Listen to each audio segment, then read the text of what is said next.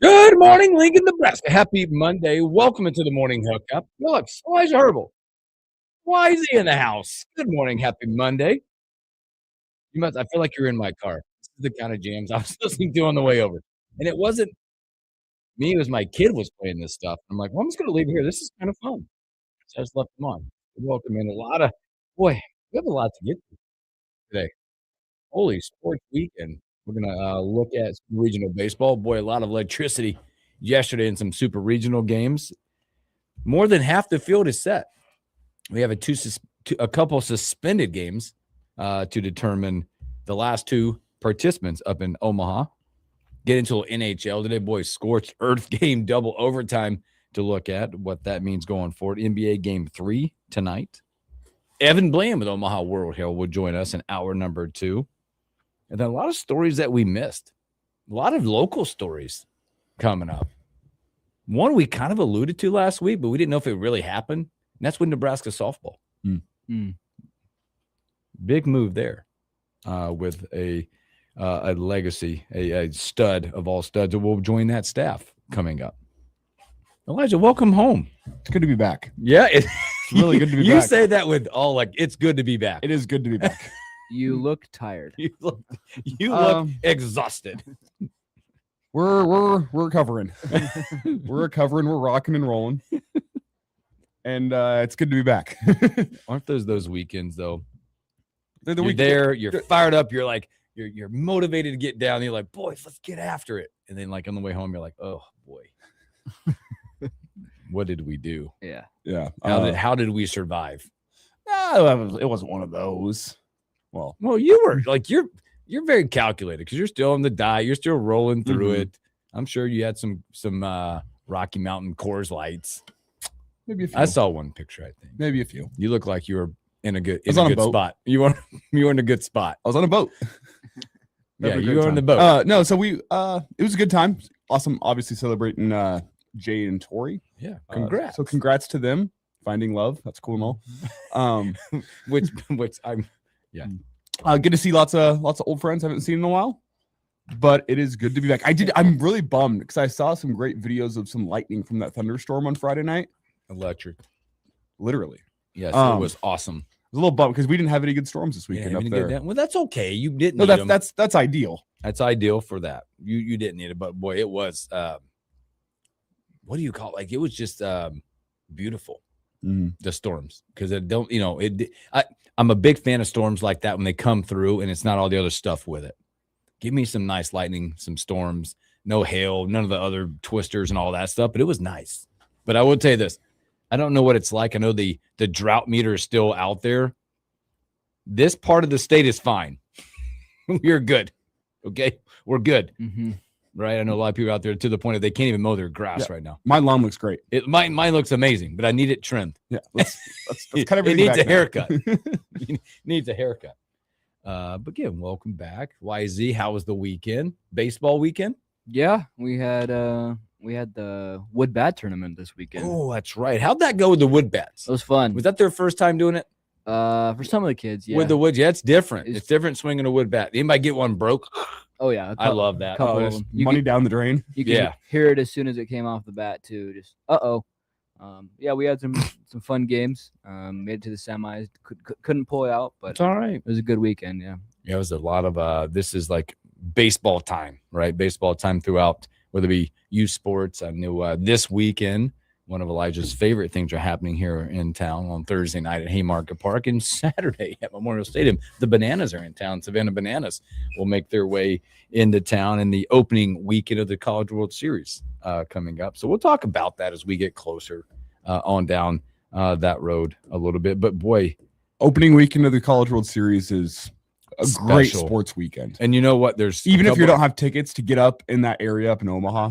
Look, it's to see. I mean, that's the time when everyone is still excited. No one has gone home unhappy just yet. Yeah, it's special. That opening Saturday. You go up there on the weekend, and there's the fans. You got now they have all the interactive stuff to do, the shopping type stuff. You got the fan zone for the kids to go enjoy some interactive stuff, and it's always guaranteed to be hot. Because if you look at the weekend, it's going to be hot. I felt like this weekend, by the way, felt like summer finally. Today was summer. I know we're not officially in summer yet, I don't think, right? We're not officially there. June 21st, 21st, 24th, somewhere in there. We're not officially there, but it was hot. It was humid. It was muggy. But that is coming up. But more than half the field is set when you look at it. And I think it's shaping up to be a very special, again, like always, special few days up in Omaha. When you look at some of these teams, West Virginia had no problem getting in. I'm all in.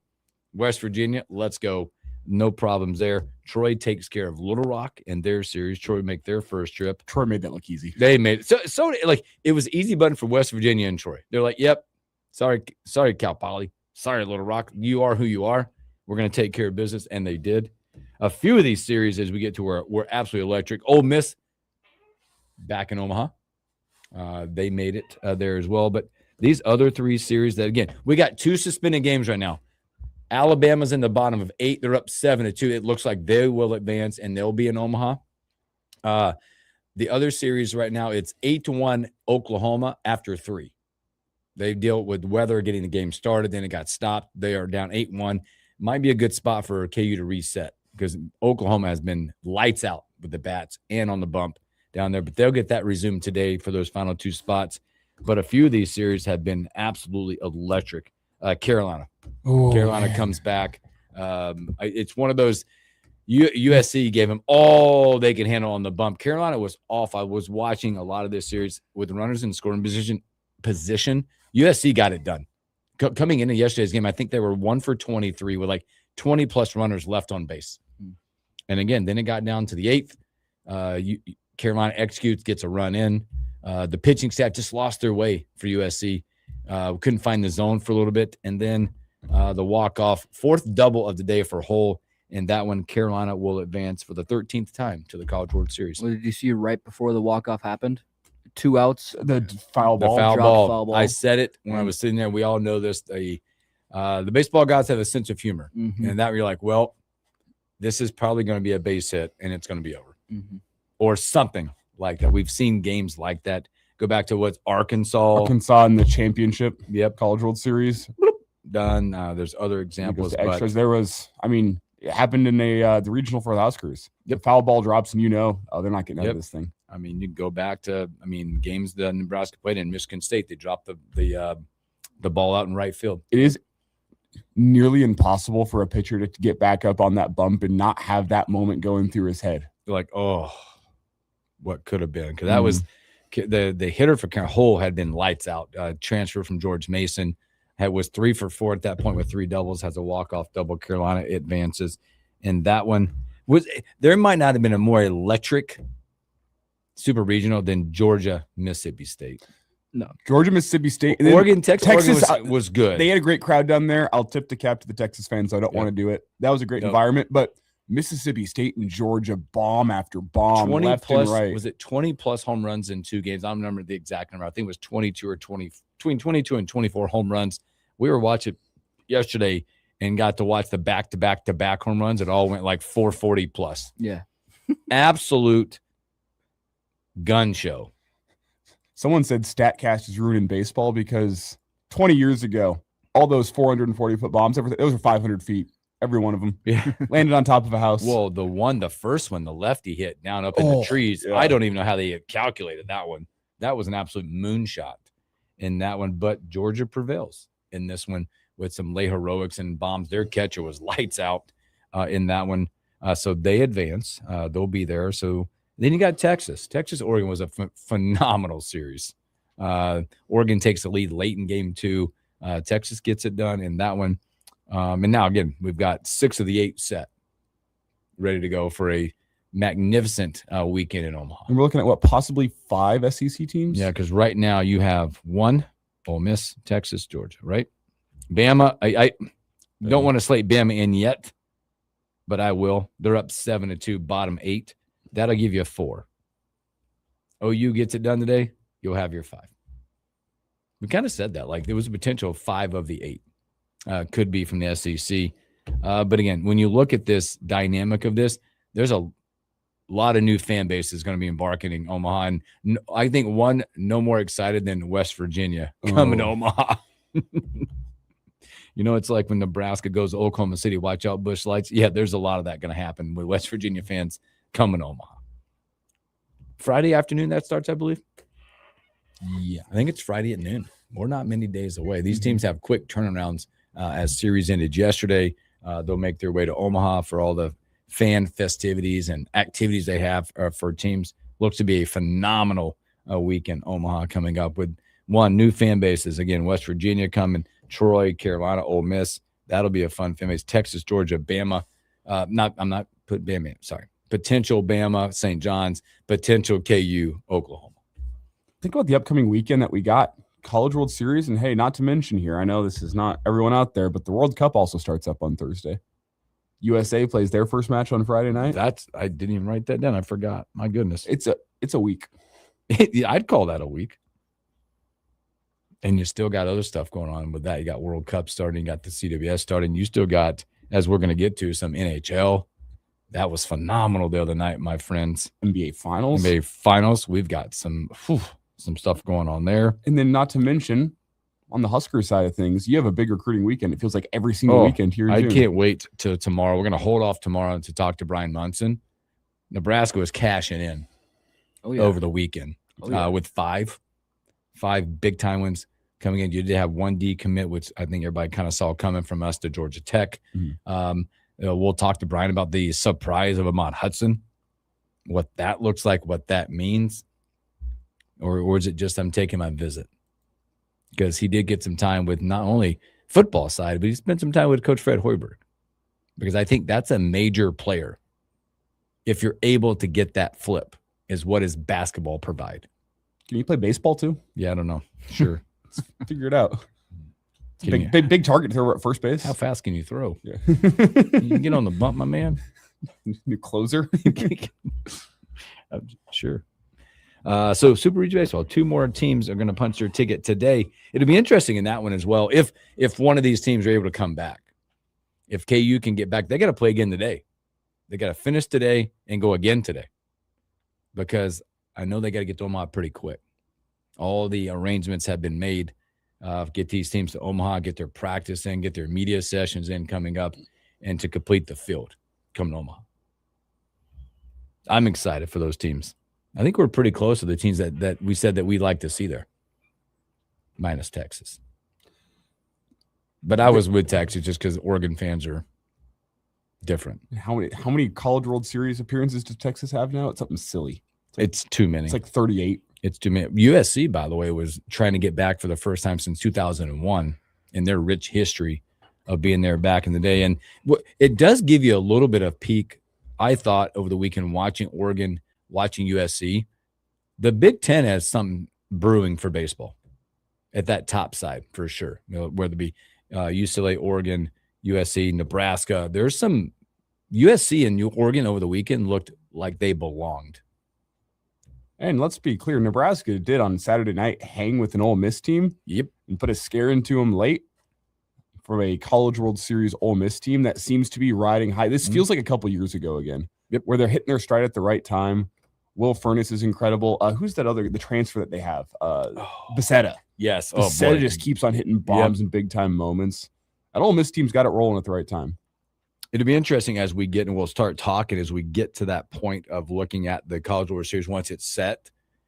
Does experience start to play in this? Teams that have been there before. Obviously, with the transfer portal, it's different because you start looking at teams. Ole Miss has spent some time there in recent history. Their coaching staff has been there. Carolina spent some time in recent history at the CWS, because there's a lot more that goes into it than just. I mean, obviously, you play the game, but it's the media. It's the crowd. You're playing in front of 25 whatever number every single day, no matter what. You get down there, the local, not your fan base, the local fan bases will go and pick a team to ride for the rest of the week because your team's not there. What that looks like. That's an interesting. Have you guys thought about if you're going to hop on a bandwagon? West Virginia. Well, I'm going to beat Carolina for sure when they play, but I'm excited to interact and go out and just see what West Virginia brings to the table. Just their fan base. I find it intriguing what it looks like when teams make it for the first time or haven't been there in a long time, what that looks like. West Virginia is going to bring a crowd. Troy, I don't know what that looks like for them. I'm sure there'll be a lot of people that will come to town. When's what the that last looks like. time Georgia made it?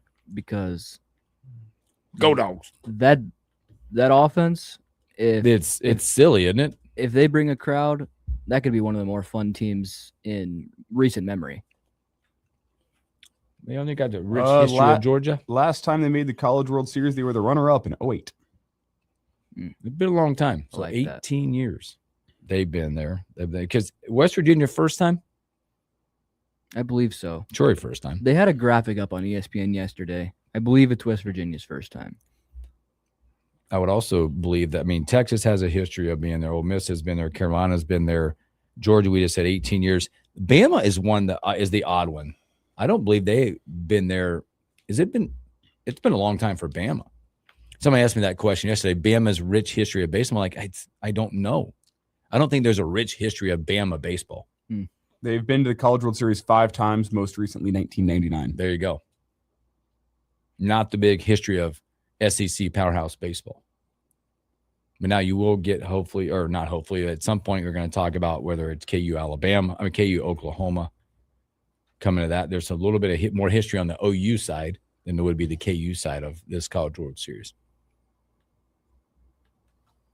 Fired up about it. I've never seen a bad College World Series. Simple as that. Nope. Never seen a bad There's one. been some unique champions, but I've never, you're right. That's a great point. I've never seen or been to a bad College World Series.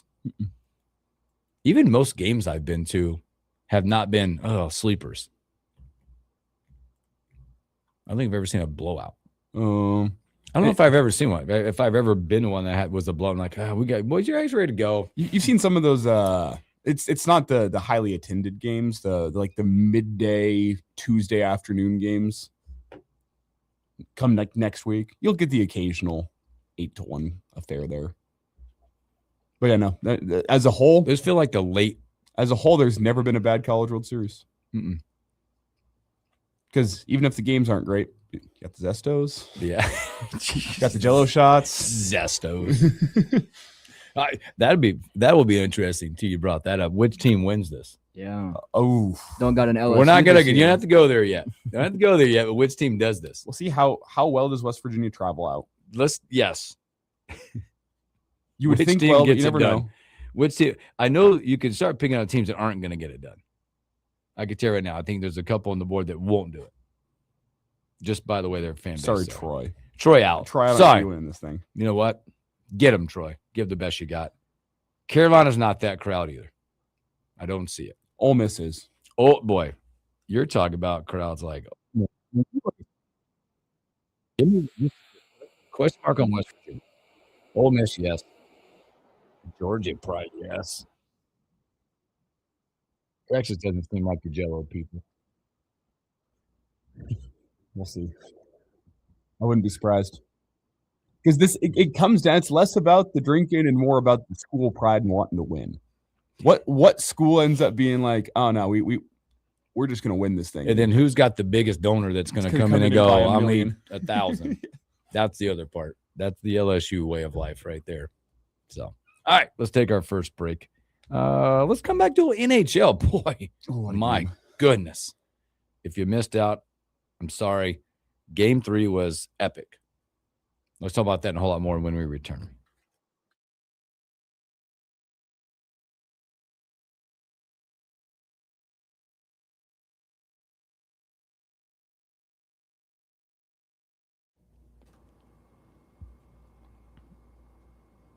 Yeah, buddy.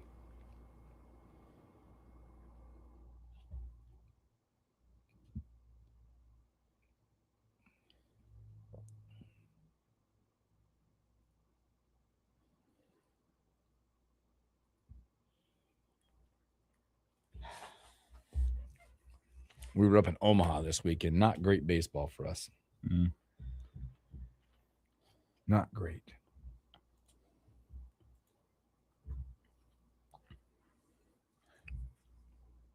Had a lot of missed calls and texts from the Umpin Association while I was out of town. Like, how many times can I tell you I'm not in Lincoln? Were they like trying to hey, we need a Yeah, some things fell through over the weekend.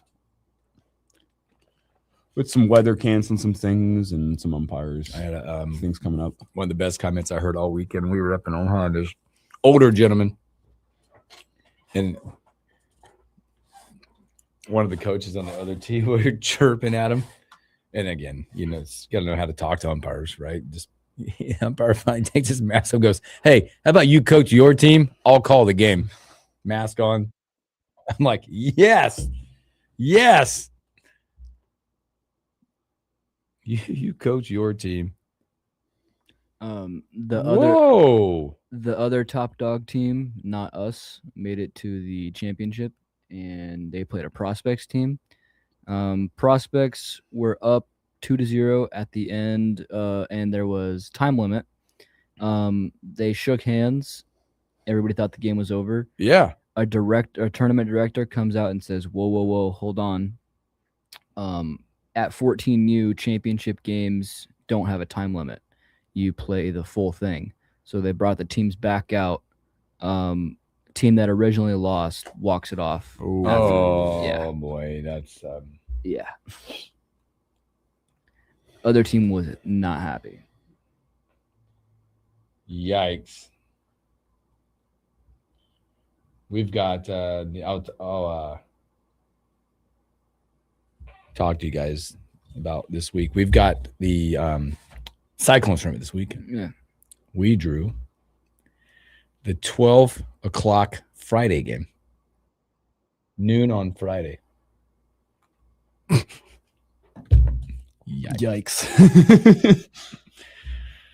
Which means you have to show up around 11. That's At least it's not noon on Friday in the Ozarks. Yeah. That's no. We're not. We're done with the travel side of our.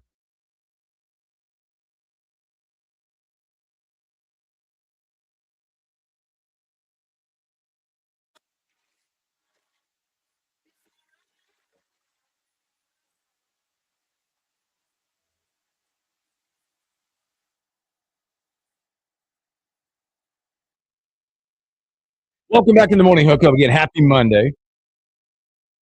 We're going to get to hockey, but boy, breaking. Pete Hamill putting this out.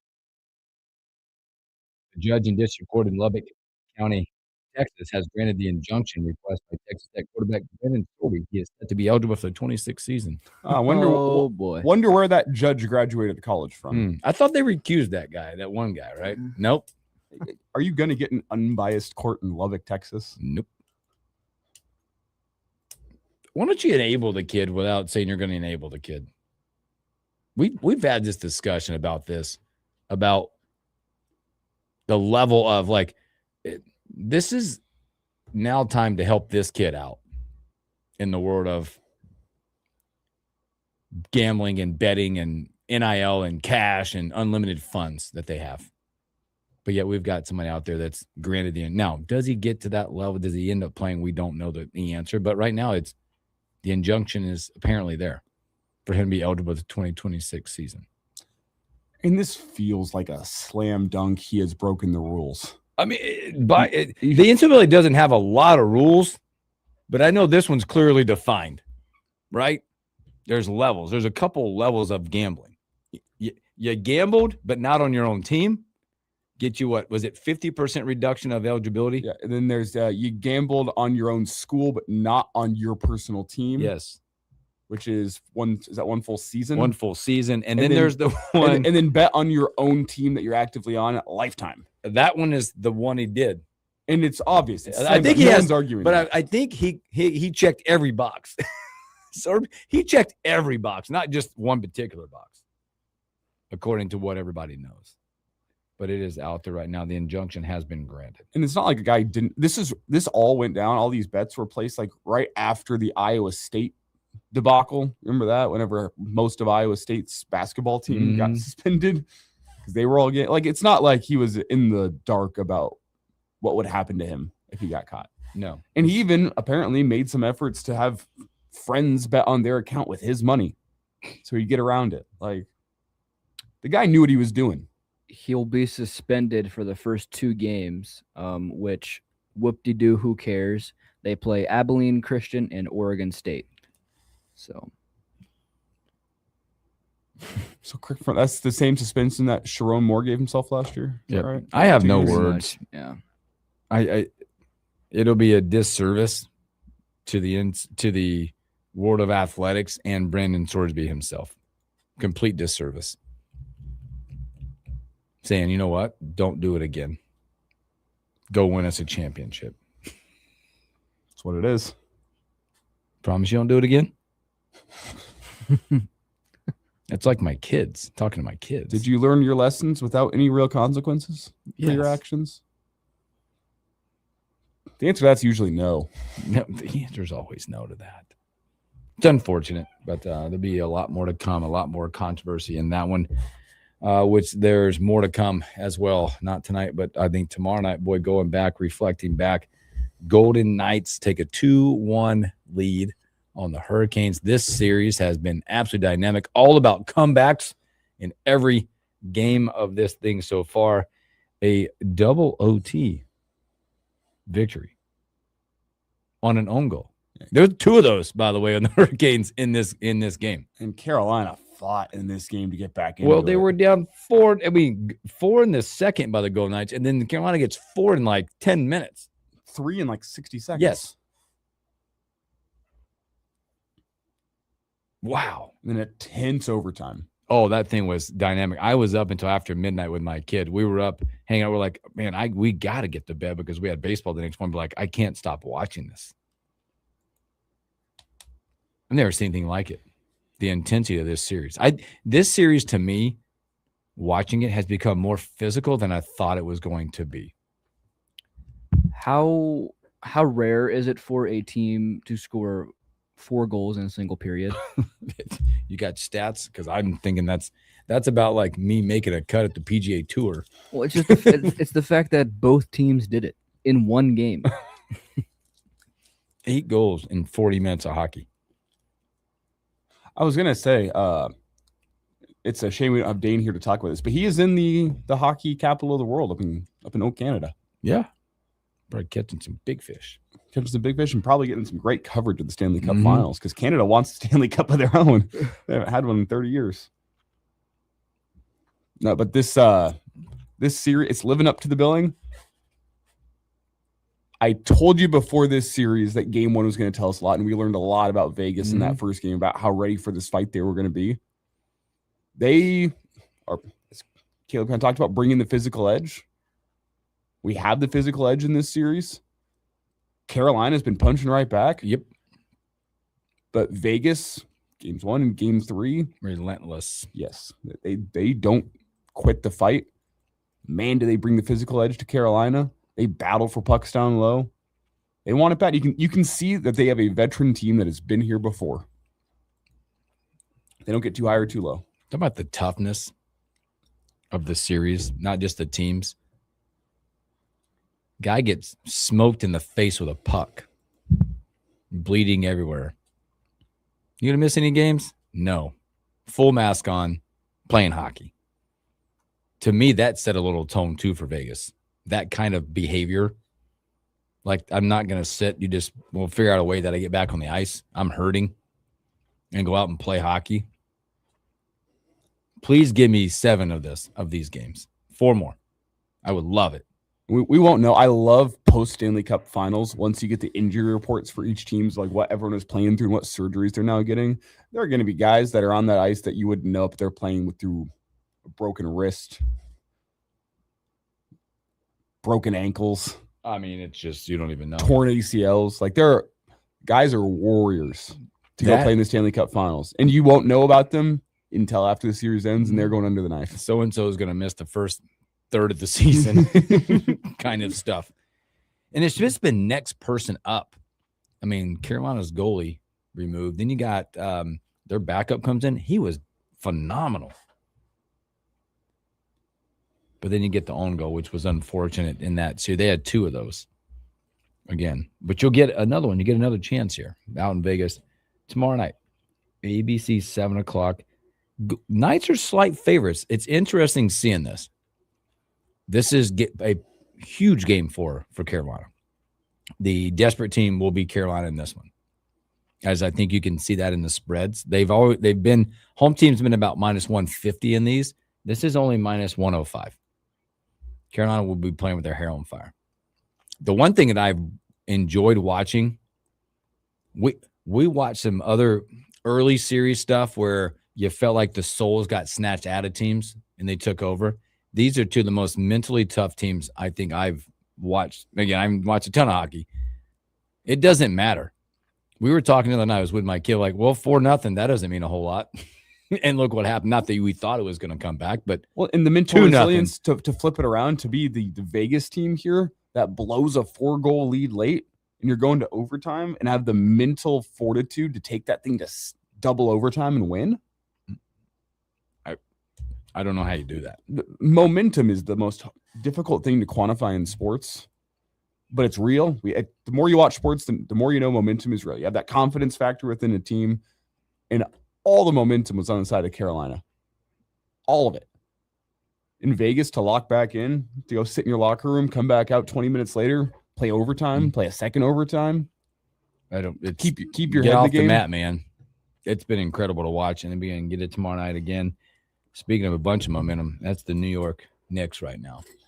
They got a ton of momentum, and they're getting it from different spots. Game 1, you watch a dynamic fourth quarter by Brunson. Game 2, Karl Anthony Towns. He was the X factor in that game. Victor Wembanyama has not been the star that they have needed. Stats are there. He's getting points, but it's the way he's getting them and the way they're defending him. The Knicks seem like they're just the better team right now. And Towns, they're like 21-13. Whew. He was the guy we had circled. That was it. In this series was what can Karl Anthony Towns go and do? He has surprised me. I'll tip my cap to the man. 21-13, 8 of 12 the other night. He hit 3 threes. Bridges was great the other night too. He had 20. Brunson had 20. You look at that, but you look on the other side. A better night. I'm not taking away. Just the moments where he needed to stand up, he did not stand up in the moments. Did have 29 and 9. He was 11 of 12. Fox was good, 20 points. Castle 14. Vessel 14. Just the moments where it looked like the Spurs could take the series back. They didn't step up in the moments. Mm-hmm. Wembanyama kind of got lost in the fourth quarters of these, not having those awesome dynamic games that they need out of him. Tonight will be a special one. It'll be the first time in 26 years that the Madison Square Garden will host a party, and that's what it is. It's going to be a huge party. Knicks 2.5-point favorites tonight. Must win San Antonio tonight. What's our get-in price? It's up to like 8,000. Yeah, so would anyone like to guess if I was to buy one ticket for myself tonight? Yeah, you're just going one. How much it would cost me? One ticket. It's the cheapest one I can find. Just anyone? Any guesses? I think it's like 7,400. I know. Yeah, I know. Last week I saw 7,000. It's probably gone up by now. From some of the highest seats I have ever seen in my life. $5,204. Oh. How much? $5,204. Sure. That is one seat. If I'd like to bring anyone with me, no chance. That's some value compared to last week. To be fair, if I want two tickets, my get-in price, $5,041.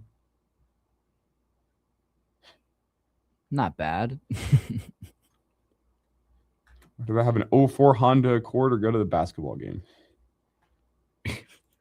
I don't know, I can get you newer than an 04 Accord now. $5,000. Come on. Did you look at some of the courtside seats, what they're going for tonight for the party? I think those got above 25,000.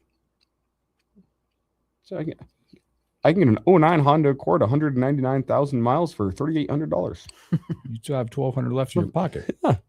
And you can't get into the Knicks Spurs game. Hey, that might get you to a watch party. The 2012 Honda Accords, the price starts going up a little bit. We're talking 10,000, but that's got 129,000 miles, and Hondas will run forever. You might better get yourself into a watch party, a new car and a watch party, New York City. That might not get you into the watch party. But again, tonight that's going to happen. It's 7:30 ABC. It just backs against the wall, Spurs. If you have any chance in the series, this is where it's got to happen. Victor Wembanyama, to me, tonight needs a 35-plus point night. that dynamic 35-20 for this to even happen. You got to have your supporting cast step back up, whether it be Harper, Fox, Cass, or whoever it is. They got to light the earth on fire. And then the other part of it is you need the Knicks to cool down a little bit. This is the best defensive team they've played against maybe all year long. Definitely the playoffs.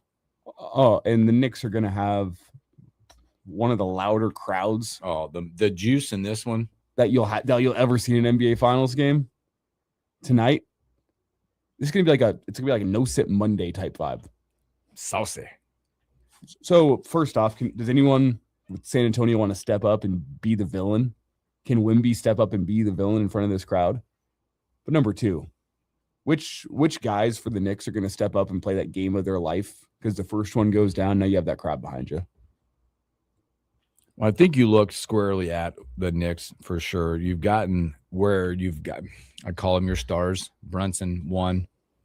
Towns is giving you Towns stuff for 2 games pretty much. Hart to me looks like that guy who's been dynamic defensively. What the other night, he had 15 boards at 6'5", getting boards. The Knicks are playing better as a team. They're the more complete team right now. That's so tough going in the series. Yeah. It's a really, really well constructed roster. The question was they didn't have a guy like Wemby. They don't have the guy that shot clock winding down, 90 seconds left in the fourth in a tie game. Mm-hmm. That guy's getting the shot. It's probably Brunson, but with a lot of teams out there, and I think the Spurs, you'd say that ball's going to Wemby. The Knicks are the way they've been constructed with the cohesion, the chemistry, getting 3 different Villanova guys on that same roster has paid dividends for them. Those guys you can tell legitimately enjoy playing with each other. It's left the Spurs looking for answers when you look at their sidelines a lot, because there's also in this one been a coaching advantage, I think, as well. Brown's been good on his side. Spurs side has been a little left to be desired from the coaching perspective in this one. I don't believe in a lot of fate. You just feel like the Knicks are. If the Knicks get this one, it feels like they're going to sweep them. It's a swan. It's going to be real tough not to get swept. It's been fun to watch. I just can't wait to see if you guys seen the social media videos. I want to see the streets of New York after a New York victory tonight. Oh boy. I want to see them, but as far away as possible. As we are. I want to see some man on street interviews with me not on that street. Yes. Those videos I'm just thinking all about the New York City police officers and policewomen. They're gonna have to manage this when and if it happens. Like, I think tonight will be a party for sure. They go out and sweep this thing. Oof. You're talking about that might be a 3-day party. You're talking about New Year's Eve on steroids in New York City. I'm sure if you remember the Nuggets a couple years ago, whenever they won the NBA title, Aaron Gordon went and partied with the fans in the streets. He just randomly showed up, hopped out of a car, and started celebrating. Mm-hmm. That might be a public danger in New York if any of these members of the Knicks squad step up, go try to party in the streets with the fans. Yeah. That is a mob waiting to happen. Because the Knicks, they haven't been there since '99. When's the last time they won one? It's been that long, because it hasn't been since like the '70s, has it? I don't know. It's been. I remember Jordan, the Bulls, and the Pistons of those eras stopped all the Ewing years. Right, 73. There you go. But they did win the NBA Cup in 2025. Yay! That doesn't count. 1973. Will they do that? But like, let's party like it's 1973. Amazing stuff. So, all right, tonight they try to get back. Thanks, Snitz. Said 1973, I believe. You're on it. We appreciate you. Good morning, Floodix, and good morning, Shane, as well. We'll take another break. We'll come back and look at a little this day in sports.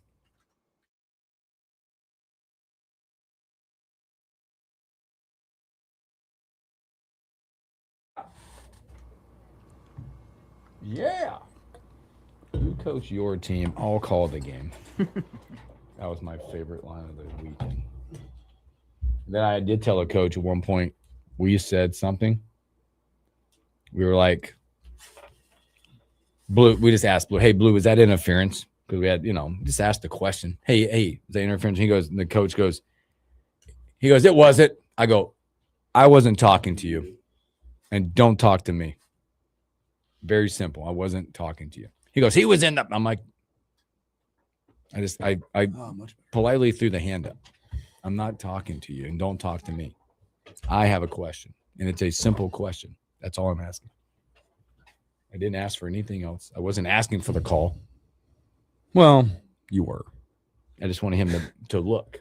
As an umpire, you were. Yeah. If you're asking that question, that means you thought it was. Just want him to look. I just wanted to ask the question. Was it or was it not? Because at the same time, this umpire did a really nice job. He just wasn't when he was articulating calls, they weren't loud.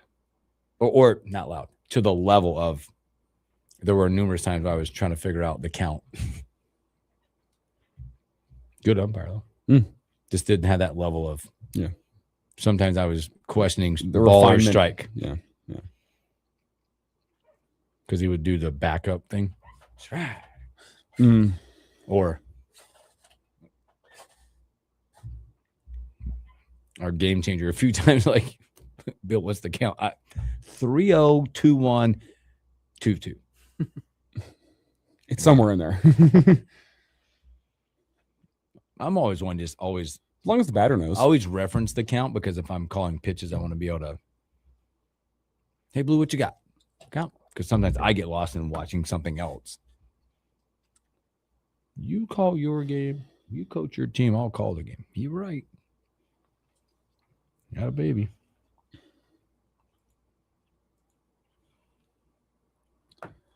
I'm wondering, usually whenever you get slump busters around, whenever College World starts, it's always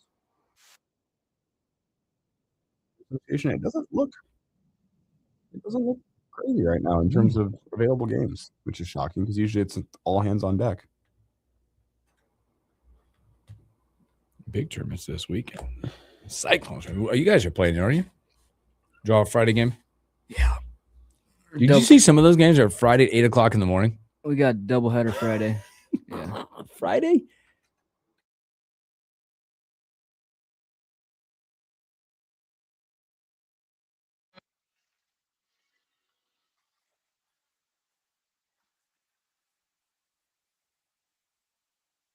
Welcome back in the morning hookup. A few moments left. Thanks for hanging out with us. No, you're not rocking solo. Friday, there's a big Cyclone tournament in town. There are teams out there, like, it's crazy, the number of teams in it. Because we're using a different site as well, an app. Outside. There's somebody running that tournament, you know that, right? But it's like, I saw like a Friday morning, 8 o'clock. We do not have that. We do not run. God. We're trying to try to find umpires for 8 o'clock Friday morning. That's fun. It's spread out over the city a little bit, which means Sand Hills and Austin. It's all levels. A lot of times during those tournaments, they'll try to do odds and evens, but you're seeing more and more now. I know the stock tournament just got over, which I think you guys were you guys in the stock tournament? It was all ages in 1 week. So it makes it kind of go after it moments. So there's a lot of that coming up, but no, you will not be solo, Elijah. We will make sure of that. We'll get the suit to come in and sit with you. Awesome. We'll talk the Browns. the Tigers. Hey, the Tigers got their guy back. Scooble? Yeah. Hey, I saw you a rehab start. I saw that. Yeah. Crank it up about in the 90s. He's getting after it. Did he look a little heavier? Oh, he has. Yeah, he hasn't been on a diet. Yeah. That's for sure. He is not in the Elijah Herbal diet of chicken and rice. He was eating good during his rehab. Do you guys have that? We always laugh, teaching our kids that too. Nutrition? Oh, yeah. I think that's an obligation for coaches too. Like teaching, like not just hydration and right, but we talk a lot about what are selfish behaviors that you don't think are selfish behaviors. It's every week. Like, hey, in between games, light snack, some fruit, hydrate, whatever. It is notorious, and it's not every kid. Not calling them out. I think this happens in every team. The kids come back with like pork nachos, barbecue sandwich with heavy barbecue on it. Oh yeah. Hot dog pizza. Like what? Carb loading. And it's They're carb maxing. and it's 95 degrees, and they come out with a pop. I thought I was sitting game 2. Soda's the huge one for You me. do you do the best you can. Full sugar soda is so bad for you. So You know, bad. you do the best you can to like teach, and it's also more it's without dictating, but then you're teaching the parents too. But it's the parents that are walking over. Here, honey, here's your barbecue pork sandwich with French fries. They're swiping the card. Yes, makes me giggle. How about this day, 1965? The inaugural MLB draft. Kansas City. Oh, Kansas City, the Athletics select Arizona State University outfielder Rick Monday, number 1 overall. how about this one for you? 1920. This is kind of fun. Oh, you're pulling a me going old school. Reds Ed Roush falls asleep in center field during long infield argument. Heine Groh goes to wake him up, but umpire ejects Roush for delay of game. Fell asleep, bro. You take it too long. It's Mickey Mantle Day. Whoa! Yeah, 1969. It is. And gave his farewell speech on this day at Yankee Stadium as 60,000 people showed up to see number 7 get retired. Nice.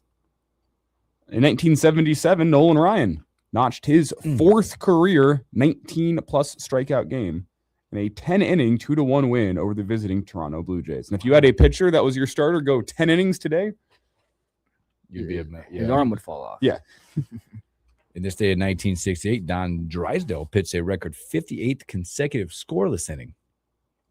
By the way, go back to that. Like we just had Sanchez get through his. The scoreless streak? Yes. Mm-hmm. Shout out. I know there's been a lot of this going around. The umpire behind the plate, shout him out Yeah. for doing the right thing. mm-hmm. Never seen it once. Sometimes you have to ask an umpire to clean the plate off. Not Elijah Herbal. Nope. He keeps it clean. But to go do it twice, knowing what he was doing, congrats. He's a fan of the game. Giving him his moment, Yep. letting the crowd enjoy it. Yep. Yeah. I forget the guy's name. I know they mentioned it, but that's well done. What else we got here? 2002, the year that I was born. Jeez, my goodness. British Canadian boxer Lennox Lewis knocked out Mike Tyson. Remember that one. Not a lot of people can say that they've knocked out Mike Tyson.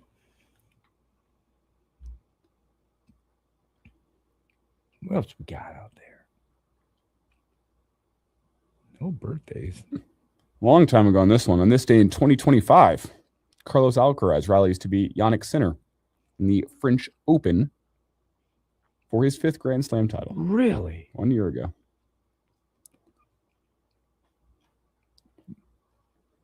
Got some birthdays out there? I looked. I didn't see any birthdays. Any good deaths? No, gosh. Elijah. Hey. Any good. My goodness. We do. Oh.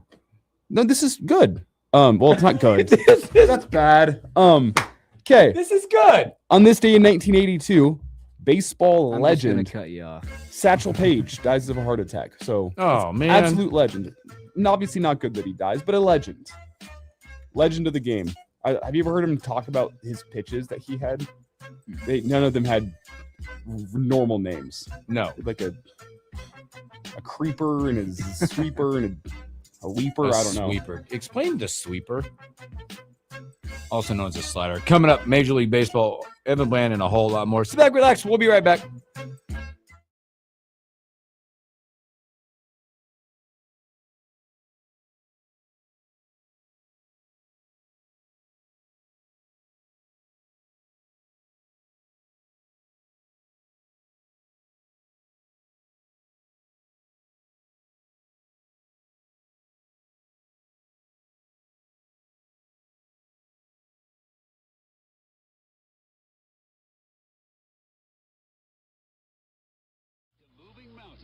Rolate spells powerful relief. 1,500 milligrams is our highest amount of antacid per tablet. Read each label. Use as directed. Keep out of reach of children. Wesley Financial Group is not a law firm, and Chuck McDowell definitely not an attorney. This is Chuck. If someone talked you into buying something really silly and you want to get out of that silly little thing, my advice, get the facts. Call me and I'll send you our timeshare exit kit absolutely free. Inside, you'll learn how timeshare works and all your options for cancellation. Call Wesley now for your free exit information kit. 800-909-9696. 800-909-9696. A boy born in Joplin, Missouri was fascinated by anything with wheels and a motor. The odds of him going on to fascinate millions with his talent? 1 in 260,000. The odds of this born racer having 157 career top 10 finishes in NASCAR? 1 in 125 billion. But every driver seeks the pinnacle of their achievements. The odds of him winning both the Daytona 500 and the Brickyard 400 in the same year? 1 in 195 million. The odds of a child being diagnosed with autism? 1 in 88. I'm NASCAR driver Jamie McMurray, and my niece has autism. Learn more at autismspeaks.org/signs. Early diagnosis can make a lifetime of difference. Brought to you by Autism Speaks and the Ad Council. Olivia from Washington. Laid off and trying to keep our little kids from realizing that mommy and daddy haven't eaten in a while. Roger from California. I'm grateful we could afford our son's surgery. I'm nervous that now we can't really afford food. Daniel from California. Choosing whether to pay the rent or pay to fix the car to get to work doesn't leave us with much at all. Now we can't even pay for meals. Donna from Louisiana. The storm just hit, and we went from donating to the food bank to needing it. Keisha from South Carolina. I've been skipping meals so my 2 kids can eat, but filling up on water doesn't really work. Hunger is a story we can end. End it at feedingamerica.org. Brought to you by Feeding America and the Ad Council. Hello, I'm Jose Hernandez, and I have been using a wheelchair since my accident in 1995. My name is Andrea Dalzell, and I've been using a wheelchair since I was 5 years old. I guess if I had one message for the general public, it would be that I appreciate your help. But please, ask first. Yeah. A lot of people don't realize that I've actually got everything under control. I think people get nervous. They don't know how to act, so they pretend I'm not there. What probably bothers me the most is when waiters talk to my companion and not directly to me. I think everyone with a disability can relate to that parking spot problem. We know you're just parking in that disabled spot for a second, but please, don't. We're just looking for the same respect and consideration as everyone else. The United Spinal Association is dedicated to enhancing the quality of life of people living with spinal cord injuries and disorders. Download our disability etiquette booklet at unitedspinal.org. Lincoln's local news, talk, sports, and weather station. FM 101.5, 1240 AM, KFOR, and KFRX HD3. Lincoln. From ABC News, I'm Brian Clark. Game 3 of the NBA Finals brings a massive security operation to New York City tonight as President Trump is set to attend Game 3 at Madison Square Garden. Fans are being told to arrive at least 2 hours early to the arena, which sits atop Penn Station. That's one of the nation's busiest train hubs, and Sunday, 5 people were stabbed inside Penn Station. The NYPD's interim chief of department, Michael LaPetri, says, "Our posture in and around Penn Station will not change. We have hundreds of officers assigned to Penn Station and 34th Street subway stops in and around. That's why we do what we do as far as the deployment there, but it will not change in light of the incident yesterday." Iran and Israel have both said they will stop firing on one another after a dangerous escalation in the Middle East. They initially defied the president's repeated calls to stop fighting, says ABC's Tom Soufi-Burge in Jerusalem. Over the weekend, the president warning Israel not to retaliate against Iran. The president reportedly telling Axios, quote, I'm calling Netanyahu right now and telling him not to attack Iran in response, adding, each of them had their fun. Israel had its strike and Iran had its strike. We don't need another one. But Israel did retaliate. Target's recalling some of its baby wipes because of the risk of a life-threatening bacteria, says ABC Sherry Preston. Testing of Up and Up fragrance-free and cucumber-scented baby wipes uncovered the presence of 2 types of bacteria. In adults, the bacteria can cause infections that can lead to skin and eye irritations. However, in infants and small children whose immune systems aren't fully developed, the bacteria can enter the bloodstream, possibly causing sepsis or pneumonia. Those who bought the Up and Up baby wipes are encouraged to stop using them immediately and to contact Target for a full refund. Jury selection begins today in the trial of the man accused of starting the Palisades fire last year. You're listening to ABC News. Pump up the volume. Business moves fast. Orders roll in, deadlines close in. When you ship with USPS Ground Advantage, you can keep up with confidence. Every package stays in our secure network from dock to door. And with nationwide reach, dependable tracking, and upfront affordable pricing, you get built-in peace of mind. You run the business. We run the routes. Visit USPS.com/Ground Advantage to learn more. From the FIFA World Cup to competitive business environments, grand ambitions lead to game-changing achievements. At Bank of America, we're there to support businesses at every step, providing insights and expertise to help you gain an edge. He shoots, he scores. What would you like the power to do? Explore winning business solutions at BofA.com/gamechangers. Bank of America, official bank of the FIFA World Cup 2026. A weekend assault injures 5 people. Good morning, I'm Jeff Modes. We're at 74 degrees at KFOR. Lincoln police were called just before 2:30 Sunday morning to a parking lot in the 2000 block of N Street about an injury accident where 5 people were hurt. According to LPD, officers arrived and were told that a fight happened in the parking lot just before the call. One of the people involved got into their vehicle, used it to hit 5 people before colliding into the scene. Hospital was serious but not life-threatening injuries. No arrests have been made. Early Saturday morning, Lincoln police were called to a car fire in a parking lot northwest of 56th and Cornhusker. When they found the vehicle, it was upside down, fully engulfed in flames. According to Lincoln police, based on preliminary investigation, it appeared the vehicle was traveling southbound on 56th Street from Fletcher when it left the west side of the road. The vehicle then hit a light pole in a parking lot northwest of 56th and Cornhusker, causing it to flip upside down, thereafter started on fire. Once LFR got to the scene and put out the fire, a single occupant was found deceased inside the vehicle. 5 months after the start of the more than $100 million runway 1836 project at the Lincoln Airport, KFOR News on Friday got a look at the work being done to reconstruct the runway that's primarily used for commercial, military, and general aviation operations.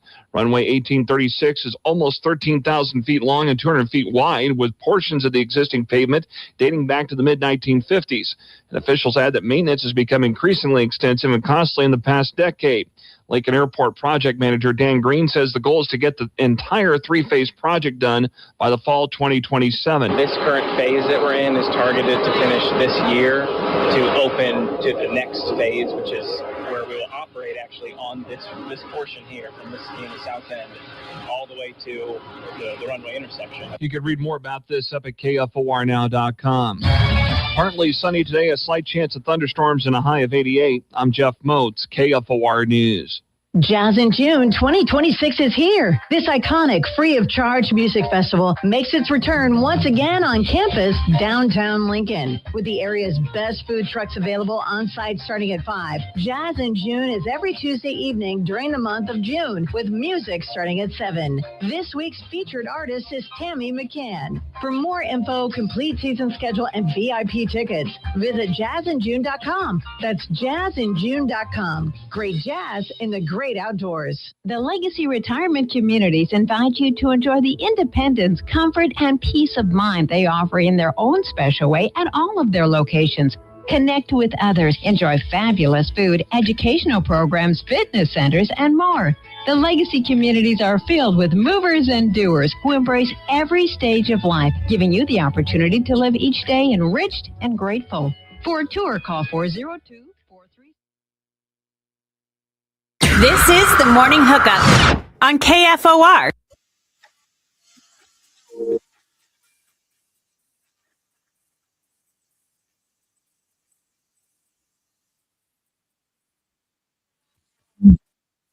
Welcome back in the morning hookup, hour number 2. Thanks for hanging out with us. Hope your week's off to a great start. Got a lot to get to today. Coming up in about 10 minutes or so, Evan Blam, No My World Herald. There's been some Husker baseball movement. Some news, sights and sounds. We'll talk to Evan about portal. Someone's in the portals. We've got an addition, as well as Nebraska now turns their attention on how to get their team better, fill those holes. So maybe we're talking about we're one of the 8 up in Omaha. So we'll talk to Evan about that and about the College World Series as well. The teams that he sees in it. Yeah. Been a lot. And stories, there's a lot of stories. There's a really good, really historic run in the LPGA right now that it's happening. That almost lipped out yesterday for extra holes. So there's a lot of fun of that. Can you believe it's almost U.S. Open time, by the way? Speaking of some golf. Fired up about it. I've been seeing some of the videos come across my YouTube feed breaking down the history of Shinnecock. Yeah, because also today, by the way, isn't this the start? I think today it is. The 3 locals out of Lincoln are on their mission. They're at Shinnecock Hills trying to qualify. The final qualifying session. Final qualifying. The I'll never get his name right. The last name. Kucheski? There you go. And one Erstad will be there. And then I believe Danny Woodhead was also an alternate. I'm not sure if he made the trip or not. He's going to be up there hanging out like Brooks Koepka, trying to get in the signature events. Just having a cup of coffee. Anybody? But that starts today. I get fired about the U.S. Open too, just because I love the weekend of it. Father's Day weekend going on. You get U.S. Open golf. The storyline will be up there as well, because there's been storylines coming out of the PGA right now. It'll be, can Scotty Scheffler regain form? Which I think when we're talking golf, leave Scotty alone. There's so much made out of what his last year versus this year stuff. It's the same thing with Roy McIlroy. It's fine. He'll be heading out to Shinnecock Hills, trying to complete the career Grand Slam. It's the one he doesn't have. He has them all the others. Look like there's research department going on over there. So that, what? Good. I thought you had something. No, we're good. We're good. Thought you had something. We're good. You're like, we're good. Baseball over the weekend. There's some dynamics in the major leagues over the weekend. I'll be honest, I didn't catch anything. I did see a legendary rant from a Red Sox fan over the weekend. Who was it? Don't know, but we'd have to do plenty of censoring. It was outside of Fenway. Yeah, not good. I'll send this to you. He doesn't want to see. He's wearing a Braves hat today. I'm pretty sure I saw it. What's the guy where his voice just keeps on getting incrementally higher and higher pitched? That would be a lot of editing to be able to air that. The question was asked, what % chance does this Red Sox team have of making the playoffs? Oh, boy. And we got a rant for the ages. In true Boston form. Yeah. 0 playoffs. That division now, Yankees are tied up in that division right now in that one. Boy, I think this surprised the weekend. You watch the White Sox. They're 2 games out. They're a fun team to watch with what they have going on. They don't know that they're not supposed to be good kind of team. They're only 2 back in that one. Watch out. The Royals won 2 in a row. Uh-oh. Don't let them get hot. Don't let them get hot. Seattle maintains their lead at 1.5 out there. Atlanta continued to maintain theirs. 45-21 for the Braves. They're winners of 3 straight right now. Philly 9.5 back, and then the rest. The Mets continue to fall backwards in that one. They're 15.5 back. Milwaukee, Mizorowski, boy, Jake, man, my goodness, he's been phenomenal and continues to be that way. Playing the Rockies. I know, but still. I mean, they're still major league teams. Dodgers out there doing Dodger stuff in that one as well, but those races can continue. The big news around baseball, if you're starting to look at it, is the maybe introduction of a salary cap. What that means for teams, you got to come down, you got to go up. Because there's teams that if the proposed cap would be out there, they're under it by a long shot. I do think minimum spending on your roster should be step one. You look at teams like the Rockies, they are comfortable underpaying their roster, and they're doing a little bit better this year. Still not great, but they're comfortable taking in all the profits, understanding fans still like showing up to Coors because it's a party. Yeah. The first thing I would institute in pro baseball is a pay minimum. If you can't reach this threshold of pay, maybe you shouldn't have a team. I mean, there's duties to the team, to the players, the fans. I mean, again, it is a business. They're trying to make some money in this whole thing, but I do agree with that. Like, there's got to be something that's there because it is kind of getting out of control. The top ends are really big in the top end. Well, it continues. The top end's on the top end and the bottom end's on the way bottom end. There's no real middle ground to what's happening in baseball. And these deferred contracts, they're screwing everything up. Mm-hmm. Oh yeah, we'll pay you $1.7 billion, but you'll just start getting paid 20 years from now. They have MLB has proposed a salary cap of $245.3 million, along with a floor of $171.2. There are currently 9 teams over that cap and 12 teams under that floor. The Marlins and Guardians are nearly $100 million away from it. That's gross. The Dodgers are almost 170 over the cap, while the Mets and the Yankees are more than 100 million north of it. Mets. I love saying that. The Mets are more than 100 million north of it. And they're 100 million south of first place. The Mets are like if a team in college football outbid. They're like A&M under Jimbo, where they're outbidding everybody, but they still sucked. Best recruiting class every year. 5-7. So I love seeing the Mets there.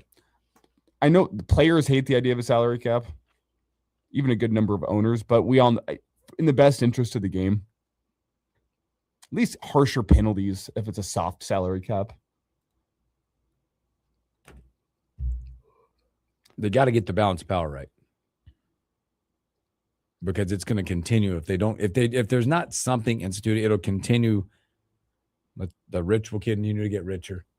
We'll be talking about these are the 4 teams that are going to win it every year. These are the games that you don't need to go watch anymore. In that world, not many. It's hard to keep up. How many small market teams have ever won it? And you got to go back to the Marlins. Mm-hmm. Right? You got some teams. Rockies got close. Yeah. 20 years ago. I guess the Royals could be in that mix. Yeah. Well, no one will give the Royals that, but it's so far and few in between. Well, and so many things have to go right with if you're a small market team, with your farm system, with off-season free agent evaluating, getting the right piece or two, combine that with 12 guys that you've brought up through your own system. Well, and it goes back to what you've talked about a lot too, with being a Rockies fan, is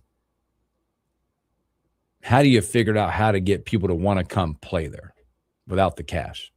Pitchers are not going to go for cheap and come play in Denver. How do you draw that interest? Fans will continue to probably go, but if the gap continues to widen, those teams won't have revenue anymore. They'll just quit going, in theory. Or they get cheap seats. Or you end up like the Athletics. Baseball's in that bad spot. Hopefully, this doesn't draw them towards that really bad word, a strike, as they negotiate this thing. Because you got teams, like you said, the Dodgers, 170 north of it.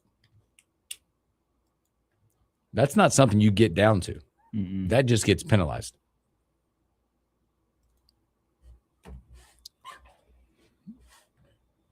So it's a crazy world of cash that's just floating everywhere right now in Major League Baseball. But we'll see how that goes. Let's take a break. Let's come back and we'll go to our guy. Speaking of baseball, we'll talk some Husker baseball with our guy from Omaha Ward Hill, Evan Bland.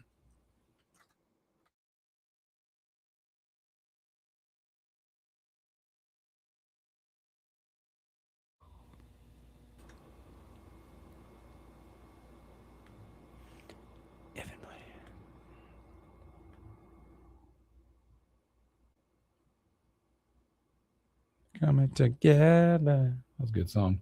Well done today on the ones and twos. Yeah, I don't know where that vibe came from, but I'm digging it. You guys want to see an interesting stat that I did see a quick article on? I do. Are you bringing it up on the? Oh, it kind of speaks to the analytics revolution in baseball and how the problem with the analytics now is no one has an. Have you guys seen some of the bottom teams in the league in terms of exit velocity? No. The Cleveland Guardians are the worst in the league, and they are leading their division. You have the Tampa Bay Rays, third worst in the league. Rockies are second worst; they're still bad. But Tampa Bay Rays, third worst in the league. They're leading their division. You have the Toronto Blue Jays, who are middle of the road in their division, also down near the bottom. The Miami Marlins, down near the bottom. I mean, it's very interesting in terms of we've been told for the last 10 years, you're looking for barrels, you're looking for exit velo. Barrels, exit velo. No, not the case sometimes. There's teams that are playing fine without it. They showed that on the board today. Speaking of exit velo, when that first Mississippi State kid hit that absolute moonshot, 105.5.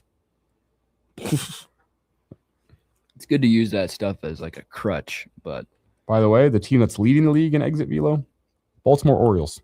They're like not good. Not good. Yankees are in second, and then the Braves are in third. But see, then people would claim that it's not the be all end all. Because of the analytics, the Orioles are unlucky and they're supposed to be better than they actually are. And it's like, you're the pitcher, boys. You're the pitcher. Schmitty likes to collect wristbands. I just noticed that. And the hard hit percentages, Tampa Bay Rays are by far the worst in the league. Only 34.3% hard hit percentage. They're pretty good. I did that over the weekend. Caleb, you'll appreciate this because I look at all that stuff on Game Changer and how they score it. My kid was playing second base. He had a great weekend. My kid was playing second base, and he kind of like floated after a ball went off his glove. I'm like, dude, you got it, blah, blah, blah. I looked at the score. I go, that's an error. He's like, I scored a hit. It's an error. And it's the dad said it, and the coach said it's an error. Please give him one. Game changer scorekeepers tend to be a little less combative. The Rays only average a barrel on 3.7.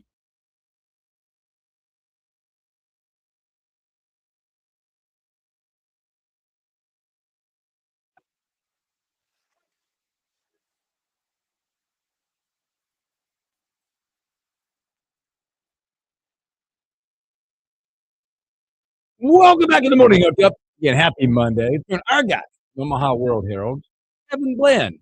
Evan, happy Monday. Happy Monday, guys. Wait, Evan, we're at that week. We're going to talk about it. We'll get to Husker baseball here shortly. There's been some movements, some ins and some outs coming up, but we're headed towards that week. It is CWS week is upon us. Talk about look at that field coming up again. No team from last year will be there. There'll be a few first timers, West Virginia coming to town. And you got some teams that have so far been there before. You got Carolina coming, you got Ole Miss. How does that team? We saw them play here. We got Texas, Georgia, maybe Alabama, maybe Oklahoma or Kansas. Look at that field and how exciting that could be. And talk about how special the College World Series is as is approaching Omaha here on Friday. Well, I love the event. I'll be up there a ton again this year, and it's a great mishmash of programs and colors from all over the country. Fans come in.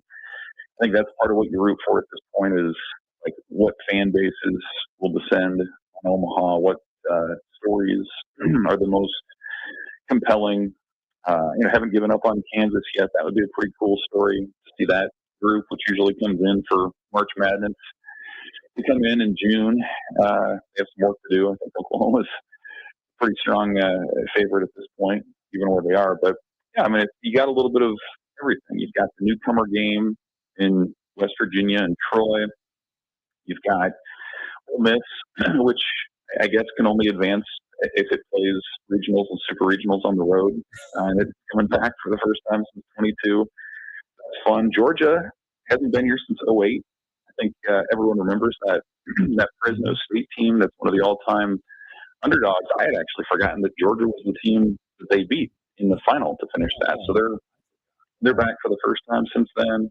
Alabama actually hasn't been here in a while either. So you've got a lot of those SEC brands and bigger teams, but you've got some teams, that haven't been in Omaha in a while. So I think the star power is probably not quite what it's been the last couple years. You may have the National Player of the Year in Daniel Jackson, the Georgia catcher, but a lot of other stars in the sport lost in the regional round or maybe the super regional round as well. So a little bit of everything, and it kind of feels like another field that's wide open for somebody to dogpile at the end of the month. Ole Miss, is it? I guess if you would have gone back a couple of weeks and said a team out of the Lincoln Regional would make it to the College World Series, Husker fans would be pretty excited when you see the field, the draw, and you go, okay, Ole Miss and Arizona State, oh boy. Is it a good thing for Nebraska that they were able to hang tough with a team like Ole Miss? Or is it just a rough draw that you get a team that is super hot right now and just loves going on the road and making it through regionals and super regionals? What side of that coin are you on with the Ole Miss story? Yeah, I mean, I think it plays better in hindsight that you ran into a team that was hot as opposed to a team, as opposed to a regional that just sort of faded and nobody did anything with. Like, I felt like, Ole Miss was a team that was right on that hosting bubble as well. And you see them come in, like they all look like they could play college football right now. Like the hitters are huge. The pitching was incredibly deep. Said that going into that weekend, like they had the arms to navigate a loss, and they didn't need to do that, but they could have if they did. And Nebraska hung with that team right into that fifth, sixth inning range when Ole Miss took the lead. So, that was a group that was it kind of reminded me a little bit of the Oklahoma State regional Nebraska went to a few years ago in 24 when you had that Florida team, that 3 seed that got hot, and then they went on to the College World Series. So it's sort of similar there where you've got so much talent. It doesn't always manifest every weekend during SEC play, but you get into the postseason and it just sort of bubbles to the top. And it kind of looks like what that is. I mean, they're not an overwhelming offense, but they've got enough power to threaten and support. And then again, I think you look at the field, the College World Series field, I would put Ole Miss pitching depth right up there with anybody, where again, like it's extra advantageous to have those extra arms if you need to play another game or two to work your way back from the elimination side of things. So, it was a team that dogpiled in Omaha in 2022, hadn't really been back since then, but sort of had that pedigree and that talent. And I guess unfortunately for Nebraska and fortunately for the Hotty Toddy crew, it came together at just the right time.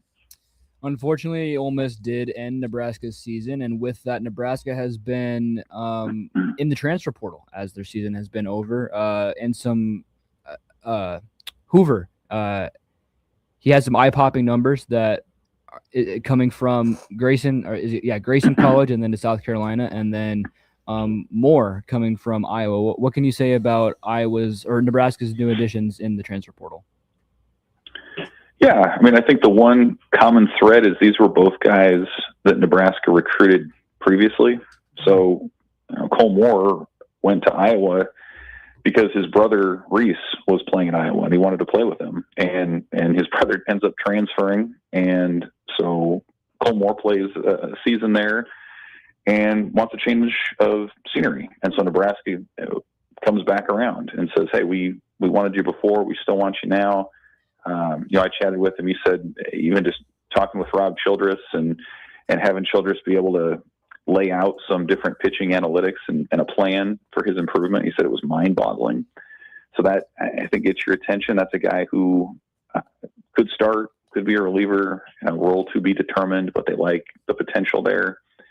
And then Caleb Hoover, he was a really highly touted prospect out of high school, out of the state of Texas, inside the top 500 as a national recruit, tears it up at JUCO. He was going to go, he was actually at Oklahoma State, but there was a playing time crunch. So he goes JUCO, has a good season there, goes to South Carolina again, a guy who strongly considered Nebraska out of the portal a year ago, but felt like Nebraska had so many veterans in its lineup that maybe playing time would be better or easier to come by at South Carolina. That didn't turn out to be the case.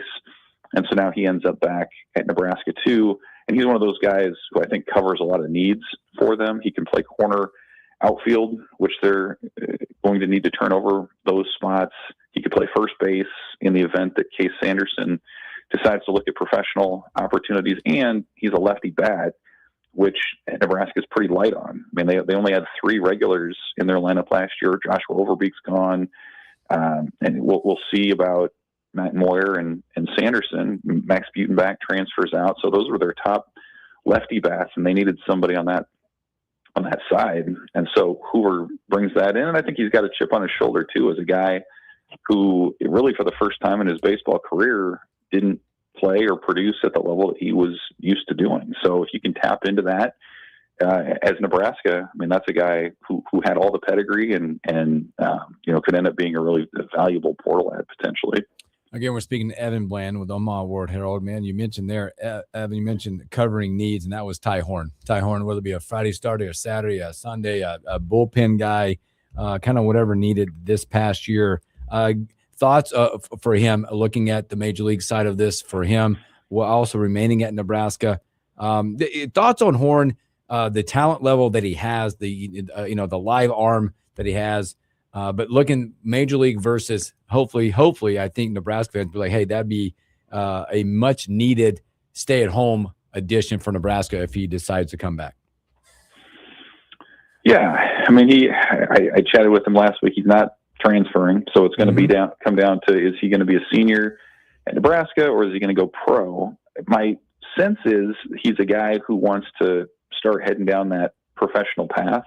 Now, that doesn't always mean that it'll happen. I mean, just look back to a year ago when Dylan Carey was ready to roll and Nebraska expected him to go, and the opportunities weren't there, and he came back, and, hey, it turned out actually pretty well for him. So is it possible that could happen with Ty Horn? Yeah, maybe. But, I think his attitude is one that really stands out if you're a scout. Like, he's just a gamer. Like, you think about the game against UCLA for the Big Ten tournament title last year.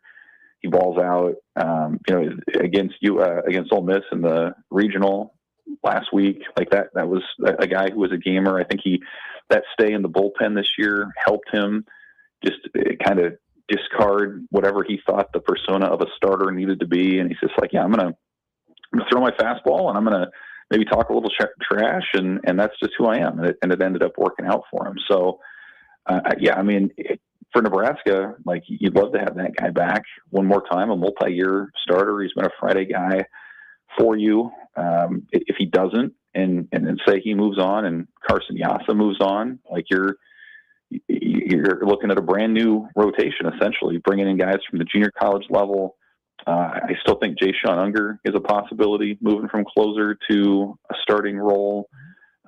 Gavin Blackowitz, can he take that next step and stick around? And then you've got a guy like Cooper Katsky as well, who has another year of eligibility. He could be a 5th-year guy if he wants, because he redshirted. So, that's a guy. Does he go pro? Does he come back? Does he move on and just move on to that next phase of life? Sometimes that happens with guys after 4 years in college. So, Horn certainly is a key piece of what that rotation is going to look like next year as Nebraska reloads. Evan Bland with us here from the Omaha World Herald, talking some baseball. But Evan, I do want to switch gears because it was a big recruiting weekend on the football side of things. And every weekend in June is huge. Essentially, June is the recruiting time on the football calendar for so many schools. This is where the work is done. And Nebraska picks up 5 commits on the heels of this recruiting weekend. And they also are getting some positive response back. Ahmad Hudson, the surprise visit to Lincoln. And there's a lot of excitement about him being back in town. Yeah, the Hudson one was interesting. He hadn't been back, I'm not exactly sure when, last fall, maybe. It's been a long time.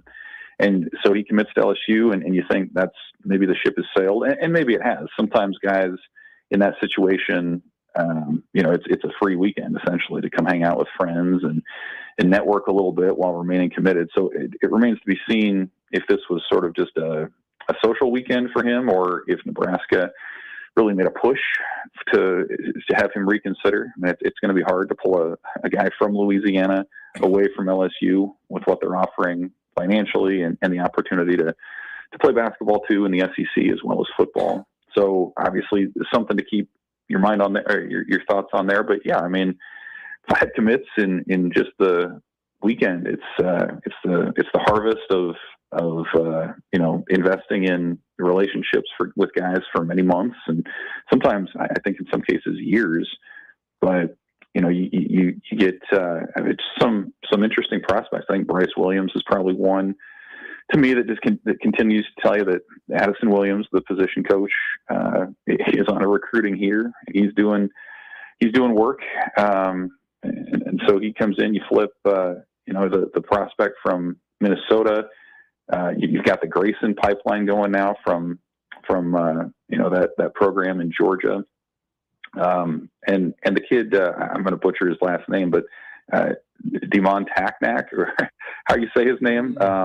The defensive edge rusher had a monster season out of the state of Florida as well. So, this is what you got to do if you're Nebraska, and your 2027 recruiting class is still top 20, I think, by most recruiting services at this point. And you want your mix of blue chippers, but also guys that have the measurables, the intangibles that can come in and be fits in your system. So major weekend for them. Obviously, a couple big weekends coming up. You got the 7-on-7 battle at the Boneyard as well. That ends up being a pretty productive event, I think, for Nebraska. And you do it. You're doing a lot of this now with your soon-to-be 5-star quarterback Trey Taylor in town and helping lead the peer recruiting charge. So a lot of positives for Nebraska football this weekend, and we'll see if they can keep adding into that talent. Hey, Evan, I was going to talk about Trey a little bit. When you look at the recruiting, I mean, he's in the forefront of everything. He's on Twitter talking to guys, trying to get them to come here. Any picture you see, Trey Taylor's there. What can you say about how bought into he is to this program? I mean, moving from Illinois to Nebraska just to go to school here, just to be closer to everything. What can you say about a kid like that? I mean, he's kind of unprecedented, really, in terms of the buy-in. Like, you've seen guys occasionally move to schools to be closer to their future colleges. I mean, Dylan Redola did that. He moved to Georgia when he was committed there, and it didn't end up manifesting that way. But you see that sometimes, but not a lot. But I think Trey Taylor's level of activity on social media, putting himself out there as a recruiter, those are all things to the level of which I can't remember anybody who's been a Nebraska commit going to the lengths that Trey Taylor has. And then you just think about the modern recruiting climate where, everybody, if you're a power school, you're going to have money, at least up to a point.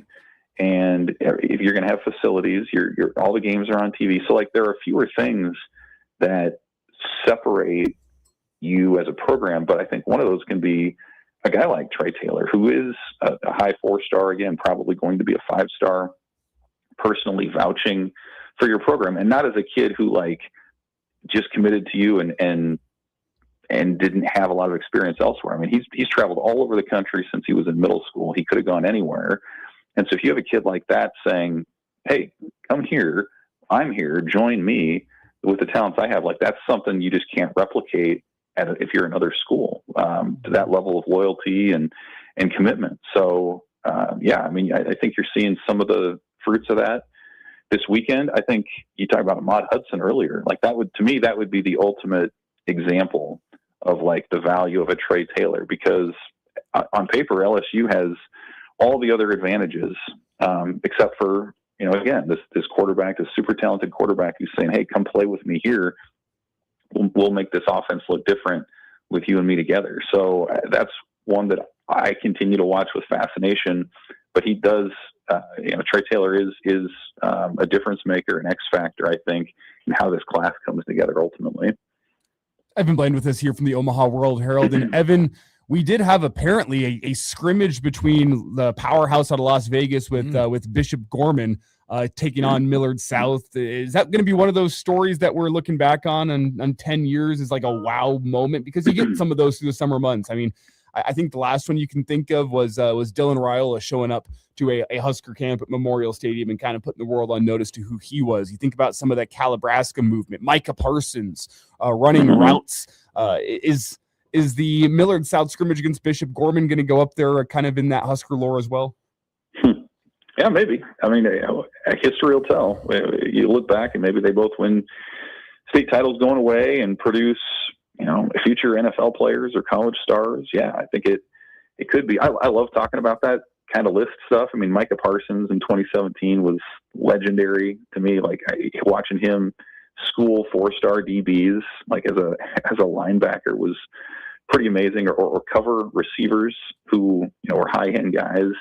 I put Ahmad Hudson at the Boneyard 7-on-7 tournament last year up on that list too. Like that was a guy in a loaded field who just absolutely looked like a man among boys, and you can just tell like there's a reason why Nebraska and LSU and others are so in on him. But like that's what you want. You want these high end guys to see your facilities. You want them interacting with your coaches. You want them bumping into fans.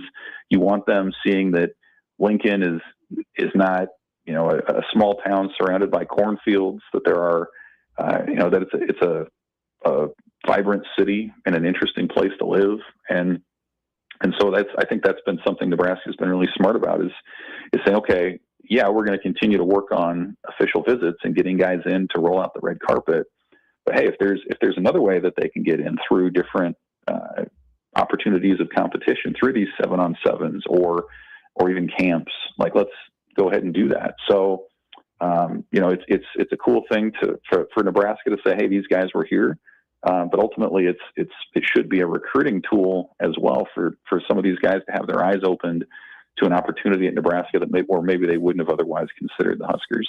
Evan, I want to go back to baseball real quick again, as we talked about the additions. We talked about Ty Horn, but there was one in the portal, and that was Max Butenbeck, a local kid into the portal. When you look back again, because you always look at Nebraska baseball, man, it's the local kid. You keep them here. They usually have some pretty good success. Max had some success, had some bumps on the road. But talk about that and where he has his sights set, maybe as his career at Nebraska is seemingly over, and he'll make his way to a new home. Yeah, he's got 1 year left to play. Enters the portal. Obviously, those can be tough decisions for a kid from Lincoln, former Lincoln Southeast kid, and it's not a total shock in the sense that he was not an everyday starter this year. He started off that way. And you just, that his position in right was assumed by Drew Grigo, Big Ten Freshman of the Year. The left field spot goes to Jet Buck eventually. So and first base, where you maybe could see him play a little bit, was Sanderson. He's played some catcher in the past. That was Jeter Worley. So kind of gets squeezed out a little bit. And some of that's just the mark of a good team, where you have so many other guys that just insist on playing time through their performance that you can't really do a lot. I think in a perfect world, Nebraska would have gotten him a few more opportunities, at least off the bench. He had his moments, like you think about the home run he hit at Michigan that helped him win that series on a Sunday. He's had a couple other pinch hit home runs off the bench and big hits. So, he did contribute this year, but yeah, now he gets a chance at being an everyday guy somewhere, a leader, a senior somewhere else. I personally don't know where he's going, but I look at a place like Omaha, like with a new coach, like that seems like it would make a lot of sense.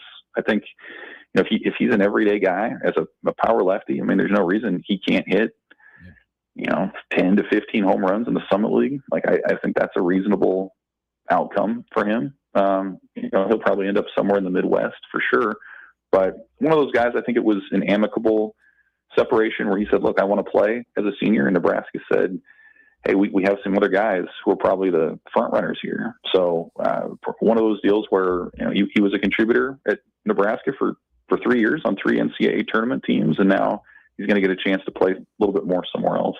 Evan, before we get you out of here, got to make the prediction, the College World Series Jello shot prediction when we come up. We've got 6 of the 8 right there: West Virginia, Troy, Carolina, Ole Miss, Texas, Georgia, Bama. Likely Bama. Likely Bama. Sorry, I threw them there. Likely Bama going to the bottom of 8, I believe. And then possibly you got OU, Kansas, however that plays out. Do you have have you thought about it and who takes home the Jello shot title this year in Omaha?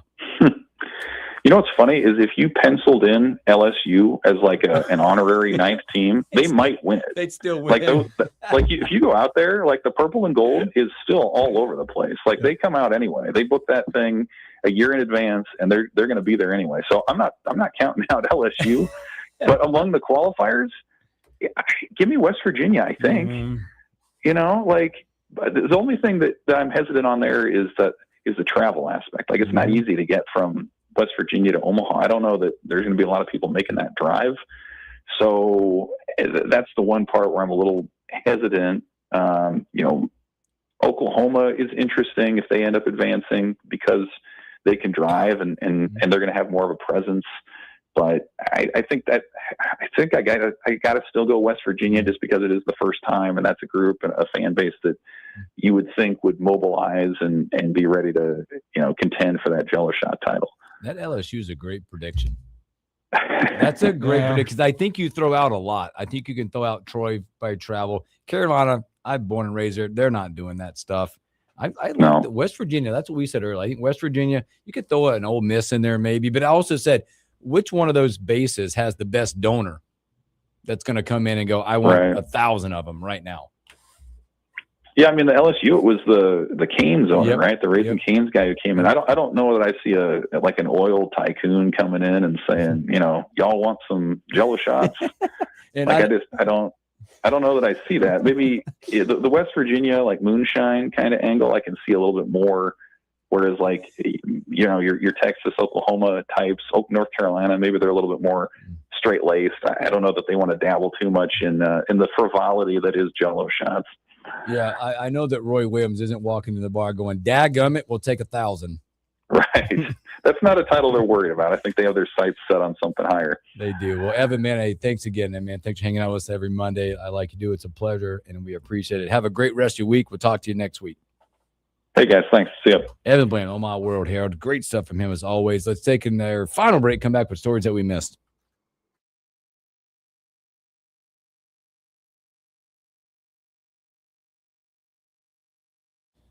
I do also like seeing the teams, once they make it to Omaha, find how they're going to put the letters OMA into something with their name. Yes, they will. Because like Omaha, does West Virginia is the Omaneers. Oh, is that what we're doing already? That's what they've gone with.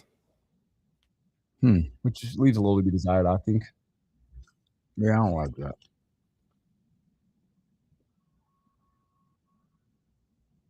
I hear what's going on in there. I love it. Also predict which fan base has the most tarps off. West Virginia as well. Yeah. Which fan base has the most teeth? Not West Virginia. They're losing. Soft foods only, please. Jello shots are perfect.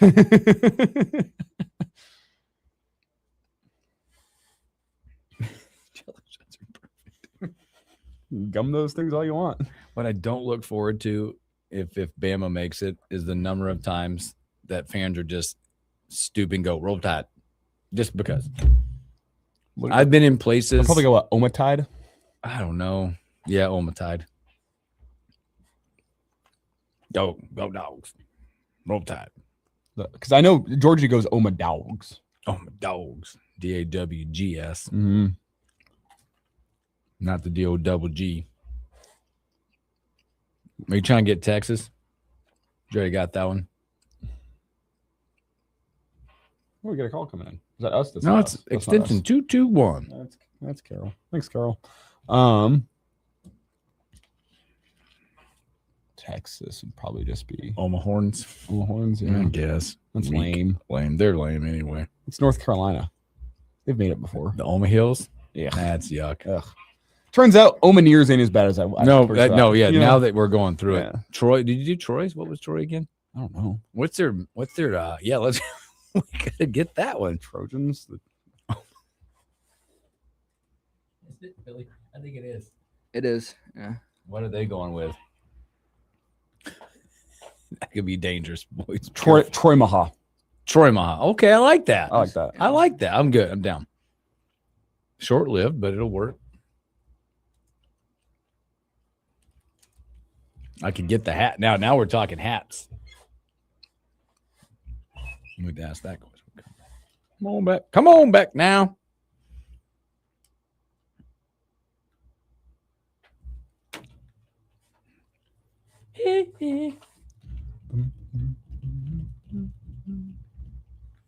Playing in a scramble today.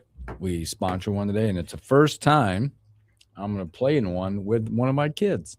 Nice.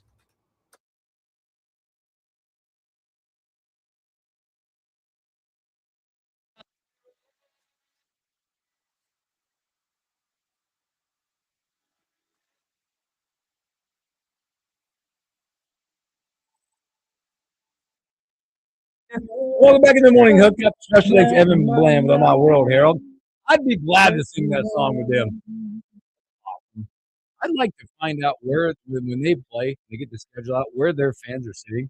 I'm down. The only problem is this song isn't even about the state of West Virginia. Nope. About Western Virginia. No. Yeah, it is. Yep. No. Yeah. Don't take it away.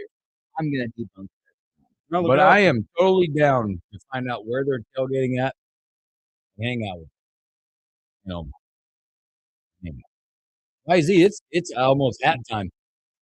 You pick the hat you're gonna go get. Since you're the hat guy, you gotta think about this, right? And Husker fans or other fans, when you go in to get the Jello shot, what team are you riding with? What shot are you getting? These are big decisions for us. Well, yeah. I'm all in on West. Yeah, at the hat, I get headgear. I'm gonna go. I told you that last week. If Carolina made it, I need to get the white Carolina hat with the blue bill and the blue out trim with on the front. I need a white cap. That's what I'm down. Let's do some stories that we missed. Stories. Good morning, hookup. Nelly Corda did it again in the LPGA Tour. What a magical season she's having. She had one heart-stopping moment. She saw the putt at the end on 18. She just needed to make par. That thing was close to not going in.